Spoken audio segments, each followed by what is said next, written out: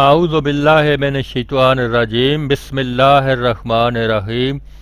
سیدنا ابو امامہ الباہلی رضی اللہ عنہ بیان کرتے ہیں کہ میں بیٹھا ہوا تھا، اتنے میں میرے پاس سے رسول صلی اللہ علیہ وآلہ وسلم گزرے اور فرمایا، اے ابو امامہ، آپ کے اونٹ مجھے حرکت کرتے ہوئے نظر آتے ہیں، کیا پڑھتے ہو؟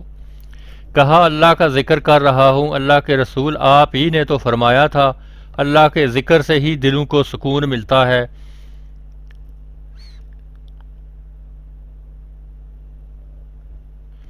ذکر کرنے والے کو نجات ملتی ہے دنیا کے غموں سے اور مصیبتوں سے، اور اسی طرح قبر اور حشر سے جو کثرت سے ذکر کرتا ہے۔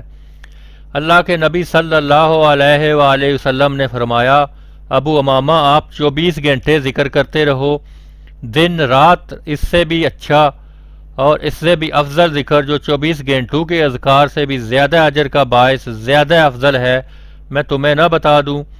سیدنا ابو امامہ الباہلی رضی اللہ عنہ نے فرمایا، اللہ کے رسول، اور کیا چاہیے؟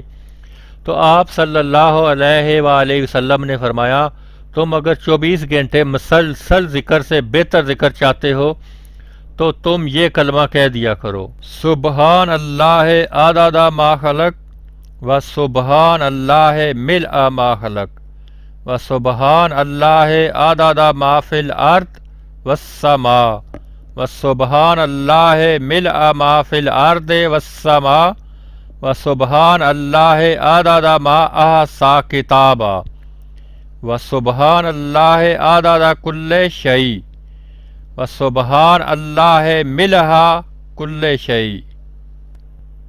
یہ کلمات تم پڑھ لو، اجر اتنا ہی ملے گا کہ 24 گھنٹے تم اللہ کا ذکر ہی کرتے رہے ہو۔